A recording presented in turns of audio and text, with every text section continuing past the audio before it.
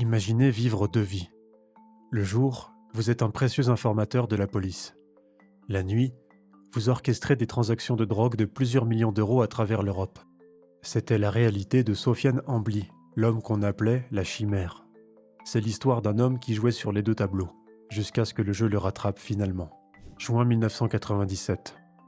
Sofiane Ambli, 22 ans à peine, fait déjà trembler l'Alsace. Ce jeune homme au regard perçant s'est imposé comme un acteur majeur du trafic de hashish dans la région.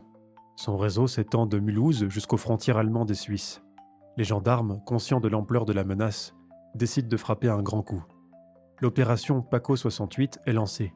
Des mois d'enquête minutieuse, des centaines d'heures d'écoute téléphonique, des filatures interminables.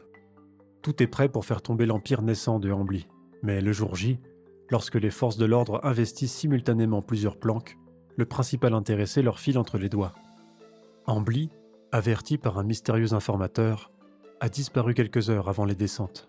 Le trafiquant ne perd pas de temps. Il quitte précipitamment l'Alsace pour l'Espagne, terre promise des criminels en fuite. À Marbella, sur la Costa del Sol, Ambli adopte rapidement un train de vie luxueux. Mais derrière cette façade se cache un travailleur acharné. Son objectif ? Bâtir un empire criminel capable de rivaliser avec les plus grandes organisations. Ambli noue des contacts avec les cartels marocains, multiplie les allers-retours vers les Pays-Bas et établit de nouvelles routes d'acheminement vers la France. Pendant ce temps, les autorités ne désarment pas. En 1999, Sofiane Ambli est condamné par contumace à 8 ans de prison. Mais l'homme reste introuvable, protégé par sa nouvelle vie espagnole et son réseau d'informateurs. La réussite de Ambli tient à quelques facteurs clés. Un réseau de protection efficace mêlant corruption et intimidation, des changements fréquents de domicile, l'utilisation d'identités multiples et une communication sécurisée. Chaque décision est mûrement réfléchie, chaque mouvement calculé. Mais combien de temps le fugitif pourra-t-il continuer à narguer les autorités ? L'étau se resserre inexorablement autour de la chimère. Et bientôt, un faux pas va faire basculer le destin de celui qui se croyait intouchable.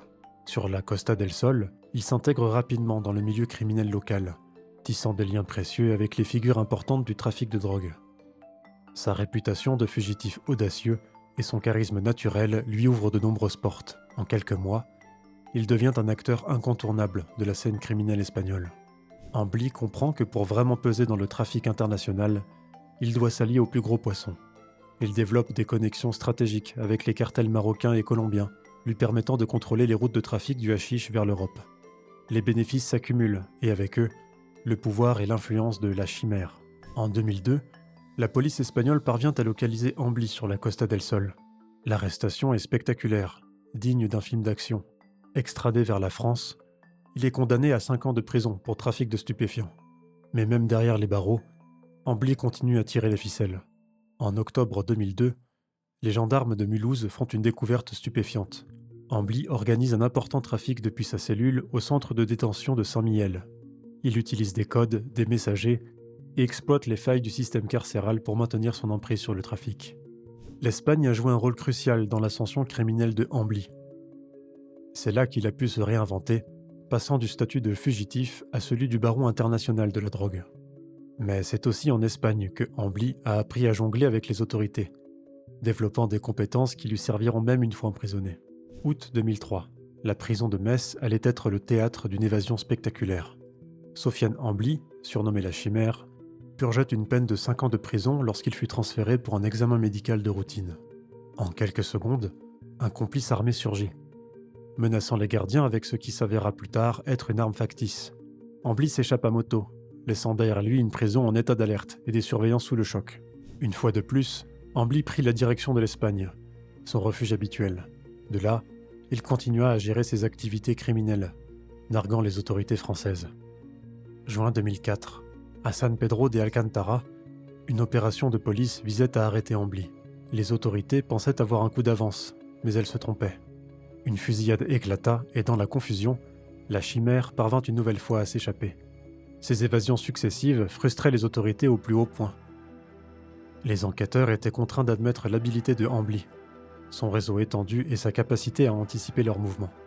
Il incarnait désormais le fugitif par excellence, celui qui se jouait des frontières et des prisons. La chance de Sofiane Ambli a tourné en 2009 lors de son arrestation à Puerto Banús, près de Marbella. Cet événement, loin de marquer la fin de sa carrière criminelle, a ouvert un nouveau chapitre controversé.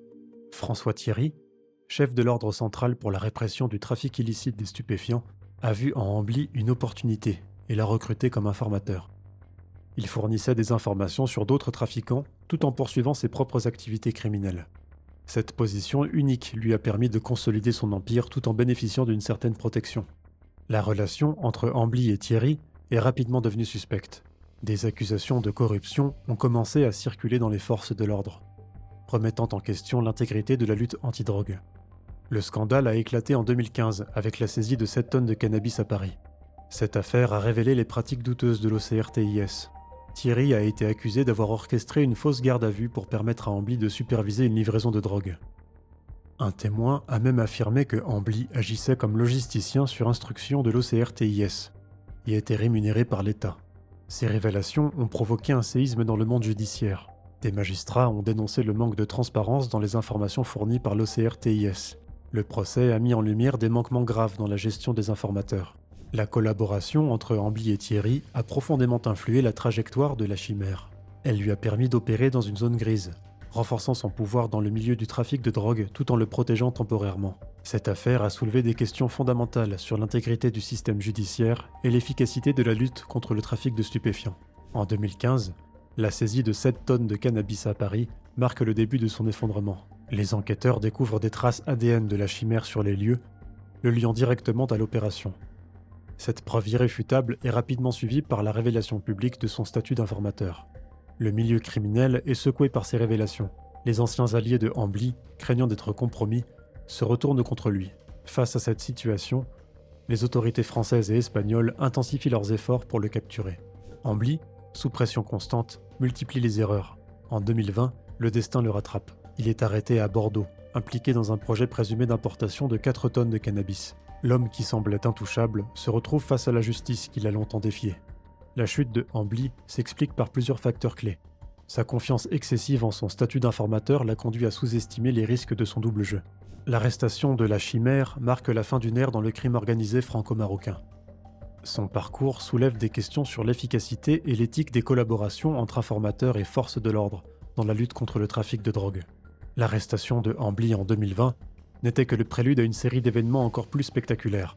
En mars 2021, contre toute attente, le baron de la drogue est libéré sous contrôle judiciaire. Cette décision surprend les observateurs. Mais Ambly ne s'attarde pas. En quelques jours, il disparaît, fuyant vers le Maroc. Pendant plusieurs mois, la Chimère se fond dans le paysage marocain. Mais en octobre 2021, le destin frappe brutalement.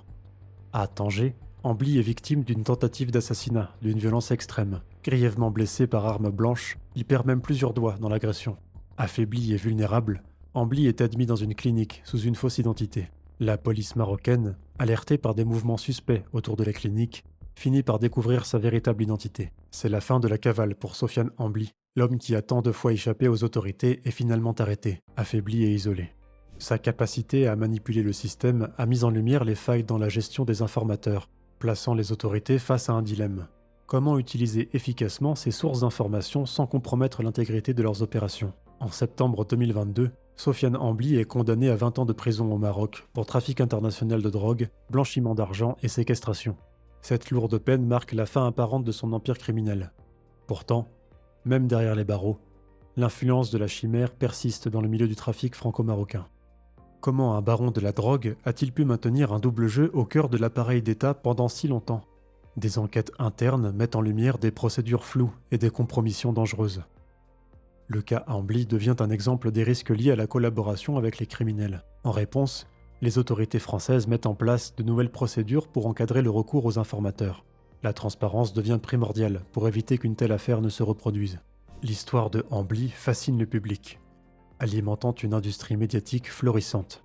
Le legs de Sofiane Ambly dans le crime organisé franco-marocain est complexe.